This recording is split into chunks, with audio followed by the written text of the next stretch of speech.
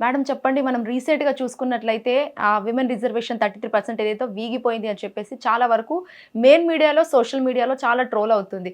అసలు రాజకీయం ఇలా ఉంటే అసలు కానే కాకపోతుండే, పరిపాలన సరిగ్గా లేదు అని చెప్పేసి అంటున్నారు.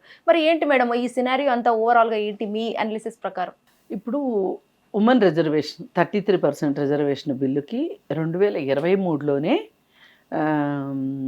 ఒక బిల్లు ప్రవేశపెట్టారు. ప్రవేశపెట్టి ఇప్పటికిప్పుడే అమలు చెయ్యాలి అంటే దానికి ఏం చెప్పారంటే, జనాభా లెక్కలు తీసిన తర్వాత డీలిమిటేషన్ చేద్దాము, ఆ తర్వాత రిజర్వేషన్స్ వస్తాయి అని చెప్పారు. అప్పుడు ఇప్పుడు ఏం చేశారు, ఇప్పుడు 2-3 రాష్ట్రాల్లో ఎలక్షన్స్ ఉన్నాయి. అందుకని ఈ ఎలక్షన్స్ కోసం వీళ్ళు ఏం చేశారంటే, ఇప్పుడు ఉమెన్ బిల్లు తీసుకొచ్చినట్టు తీసుకురావాలి అని ఆ ఉమెన్ రిజర్వేషన్స్ బిల్లు అనే పేరుతోటి డీలిమిటేషన్ బిల్లు కూడా తీసుకొచ్చారు. అసలు డీలిమిటేషన్ బిల్లు ఇప్పుడు చేయకూడదు. ఎందుకు చేయకూడదు అంటే, అసలు జనగణన జరగాలి. తరువాత ఈ జనగణన అంటే ఈ దేశంలో జనాభా ఎంతమంది ఉన్నారు,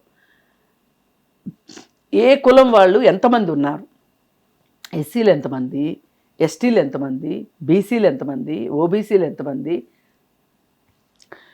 ఈ క్యాలిక్యులేషన్ అంతా రాకుండా డీలిమిటేషన్ చేయడానికి వీల్లేదు. అంటే నియోజకవర్గాల పునర్విభజన అనమాట డీలిమిటేషన్ అంటే. ఇది చేయడానికి వీల్లేదు. ఏ ప్రాతిపదికన చేస్తావు నువ్వు? ఇప్పుడు 2011లో జనాభా లెక్కలు తీశారు. ప్రతి 10 సంవత్సరాలకు ఒకసారి సెన్సెస్ తీయాలి, అంటే జనాభా లెక్కలు తీయాలి. 2021లో తీయాలి.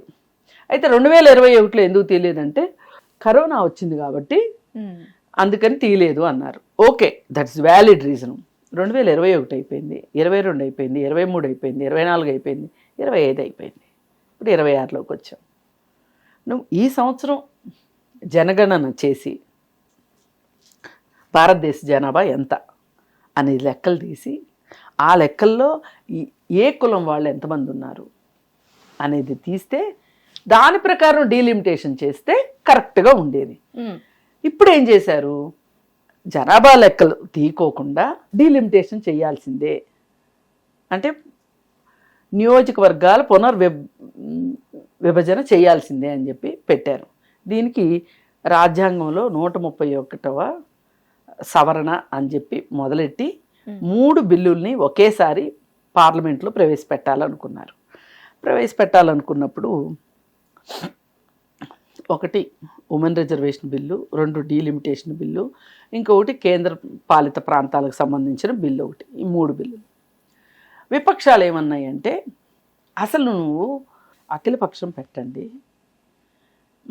మా అభిప్రాయాలు చెప్తాము, అప్పుడు దాన్ని బట్టి మీరు మార్పులు చేర్పులు ఉంటే చేసి అప్పుడు బిల్లు ప్రవేశపెట్టండి అని చెప్తే వినకుండా డైరెక్ట్గా బిల్లు ప్రవేశపెడితే వీళ్ళ నాటకం ఏంటి అంటే, వీళ్ళకి ఇప్పుడు మహిళా రిజర్వేషన్ ఇవ్వటం అనేది ఇంపార్టెంట్ కాదు. మహిళా రిజర్వేషన్ అంటే ఇక అందరూ కాదనకుండా ఉంటారు కదా, మహిళా రిజర్వేషన్ పేరు చెప్పి డీలిమిటేషన్ గట్టెక్కించుకోవాలనేది వీళ్ళ ప్లాను. ఈ నియోజకవర్గాల పునర్విభజన చేపడితే సీట్లు పెరుగుతాయి. సీట్లు పెరిగినప్పుడు అసెంబ్లీ స్థానాలు పెరుగుతాయి, ప్రతి రాష్ట్రానికి పార్లమెంట్ స్థానాలు పెరుగుతాయి. ఇప్పుడు యూపీ అటు సైడ్ ఎక్కువ సీట్లు పెరుగుతాయి. ఈ పెరిగిన దానివల్ల కొంచెము నార్త్లో సీట్లు ఎక్కువ పెరిగేటట్లుగా కనిపిస్తుంది, సౌత్లో తక్కువ పెరిగేటట్లుగా కనిపిస్తుంది. అందుకోసం అని చెప్పి అది ఒట్టిగా ఆ బిల్లు పెడితే దాన్ని ముందుకు సాగనివ్వరని మహిళా బిల్లు భుజం మీద తుపాకీ పెట్టి కాలుద్దామని చూసింది కేంద్ర ప్రభుత్వం. అది కాస్త ఇప్పుడు నవ్వులాట కింద అయ్యింది. ఇప్పుడు విపక్షాలు అందరూ కలిసి ఒక తాటి మీద వేస్తే ఇప్పుడు వీళ్ళందరూ వ్యతిరేకించేసరికి దానికి 2/3 మెజారిటీ రాలేదు ఆ బిల్లుకి. దాంతో బిల్లు అది ఆగిపోయింది. కానీ విపక్షాలు ఏం చెప్తున్నాయంటే, అసలు ఇప్పుడు మహిళా రిజర్వేషన్ బిల్లు ఇప్పుడు మళ్ళీ పెట్టాల్సిన అవసరమే లేదు, ఆల్రెడీ 2023లో పాస్ అయిపోయింది, ఇప్పుడు దాని గురించి చర్చ ఏమి లేదు. ఇప్పుడు చేయాల్సింది ఏంటంటే జనాభా లెక్కలు జనగణన చేస్తే సరిపోతుంది, చేసి ఆ తర్వాత మీరు డీలిమిటేషన్కి వెళ్ళండి. అప్పుడు కదా ఈ ఉమెన్ రిజర్వేషన్ అనేది వచ్చేది. ఇప్పుడు ఉమెన్ రిజర్వేషన్ ఇచ్చినా కానీ ఎన్నికలు లేనప్పుడు ఉమెన్ రిజర్వేషన్ ఇచ్చి ఏంటి లాభం అని విపక్షాలు చెప్తున్నాయి. ఏదేమైనా తెలంగాణ వాళ్ళు అంటే ఇక్కడ రేవంత్ రెడ్డి గట్టిగా వ్యతిరేకించాడు, తమిళనాడు స్టాలిన్ వ్యతిరేకించాడు, కమ్యూనిస్టులు ఎలాగూ వ్యతిరేకిస్తారు, కేజ్రీవాల్ వ్యతిరేకించాడు. ఇట్లా అప్పుడు ఇండియా కూటమిలో ఉన్న వాళ్ళందరూ కూడా వ్యతిరేకించారు. ఈయనకి సపోర్ట్ ఇచ్చింది ఎవరు అంటే బీజేపీ, అలాగే ఇప్పుడు ఎన్డీఏ కూటమిలో ఉన్న ఆంధ్రప్రదేశ్లో ఉన్న 2 పార్టీలు, జనసేన, ఆఖరికి వైఎస్ఆర్సీపీ కూడా ముందే సాగిలు పడిపోయింది. ఇంకిట్లా బీహార్ వాళ్ళు వీళ్ళందరూ కలిసి ఇచ్చారు. కానీ ఓటింగ్ వాళ్ళకే ఎక్కువ వచ్చింది. కానీ 2/3 మెజారిటీ రావాలి బిల్లు పాస్ అవ్వాలంటే, అక్కడ వేగిపోయింది. ఏదైనా సరే దొంగదారును అడ్డదారును బిల్లు పాస్ చేసుకోవాలని మస్బూస్ మారేడికాయ చేసి చేయాలని చూశారు. పప్పులు ఉడకలేదు. ఇది ఇప్పుడు డీలిమిటేషన్ బిల్లు ఆగిపోయింది అని అనట్లా వీళ్ళు, ఉమెన్ రిజర్వేషన్ బిల్లు ఆగిపోయింది అంటున్నారు. అసలు ఉమెన్ రిజర్వేషన్ బిల్లుకి వచ్చిన ఇబ్బందే లేదు, ఢోకానే లేదు. ఎందుకంటే ఆల్రెడీ 23లో అయిపోయింది. రేపు మీరు ఈ టర్మ్ అయిపోయే లోపు జనగణన చెయ్యండి, జనాభా లెక్కలు తీయండి, తీసిన తర్వాత డీలిమిటేషన్ చేయండి. అప్పుడు ఇంకెవరైతే ఏం మాట్లాడలేరుగా.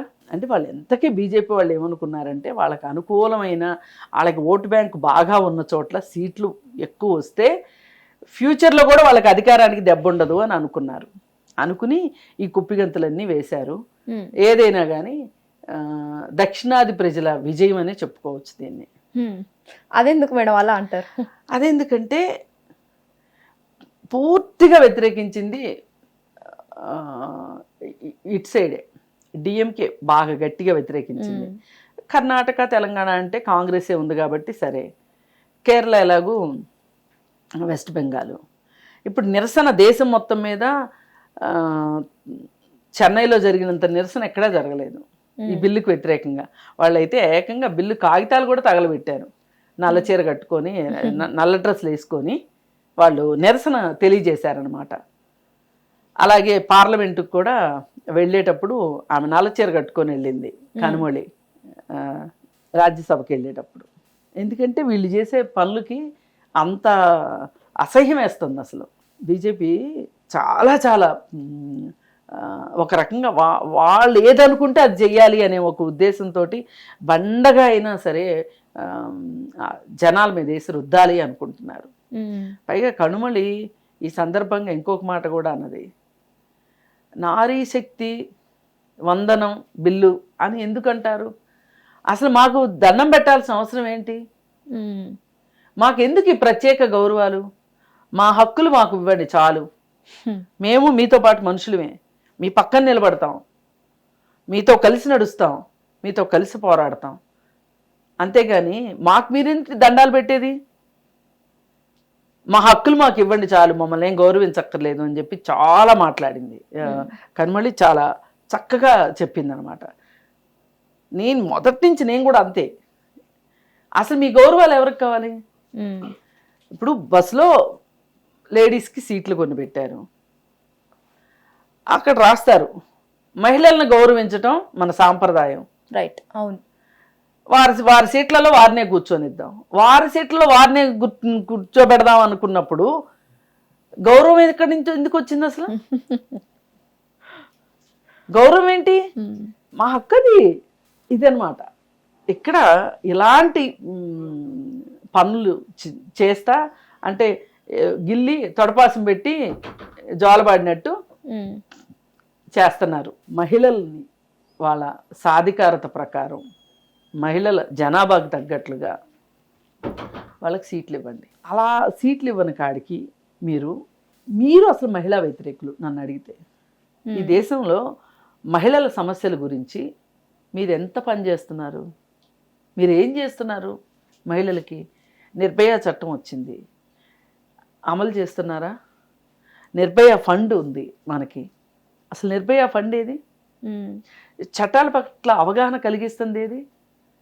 మహిళల్ని ఎంతసేపు గౌరవిద్దాం గౌరవిద్దాం గౌరవిద్దాం అంటారు. అసలు మీ గౌరవాలు ఎవరికి కావాలి? మా బతుకు మాకు బతకనివ్వండి. మాకు ఇంట్లోనూ రక్షణ ఉండట్లేదు, బయట రక్షణ ఉండట్లేదు. దీనికి ఏం చేద్దాం? అది ఒక దీర్ఘకాలిక ప్రణాళిక, నేను కాదనట్లే. ఈరోజు మగవాళ్ళందరినీ మారిపోండి, ఆడవాళ్ళపైన అత్యాచారాలు చేయొద్దు అని చెప్తే వాళ్ళు వినేస్తారని నేను అనుకోను.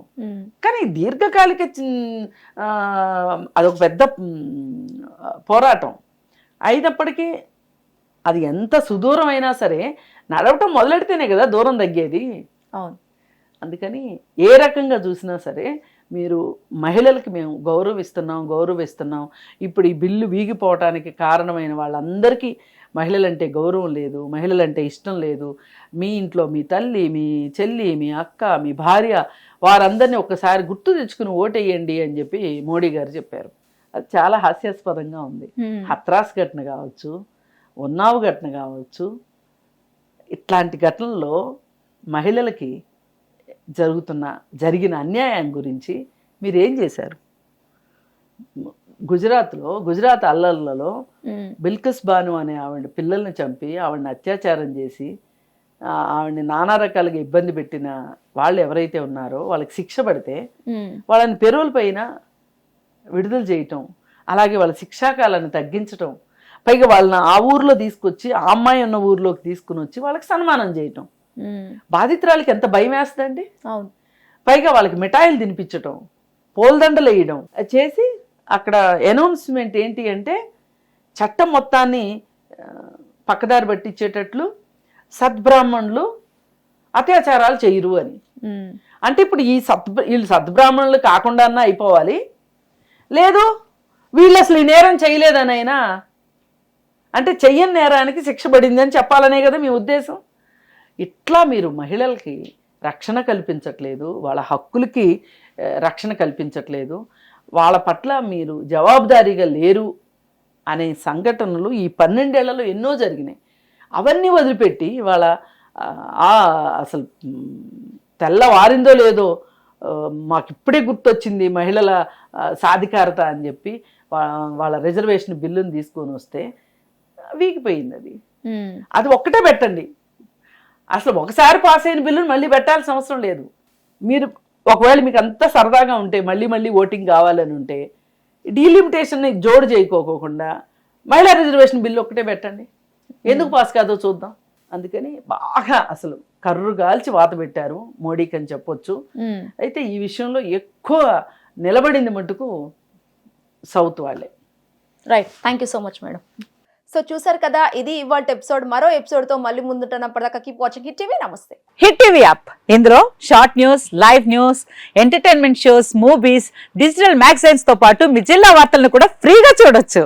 ఇంకెందుకు ఆలస్యం, వెంటనే హిట్ టీవీ యాప్ ని డౌన్లోడ్ చేసుకుని ఫ్రీగా ఎంటర్టైన్మెంట్ పొందండి. Hit TV app. Hit TV app. Please download hit TV app. Hit TV app ని ఫ్రీగా డౌన్లోడ్ చేసుకుని ఎంజాయ్ చేయండి. మీకు నచ్చిన ఎంటర్టైన్మెంట్ కోసం హిట్ టీవీ యాప్ ని ఫ్రీగా డౌన్లోడ్ చేసుకుని ఎంజాయ్ చేయండి. హిట్ టీవీ యాప్ ని డౌన్లోడ్ చేసుకుని ఆస్వాదించండి, ఆశీర్వదించండి. ఇంతమంది సెలబ్రిటీలు హిట్ టీవీ యాప్ ని డౌన్లోడ్ చేసుకోండి అని చెప్తున్నారంటే ఎంత మంచి యాప్ ఆలోచించండి.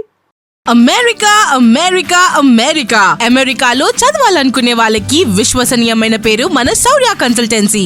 UK లో 1 year masters, UK లో 1 year masters, 2 years work permit up to 5 years visa. Contact Saurya Consultancy. Contact 89851 89851.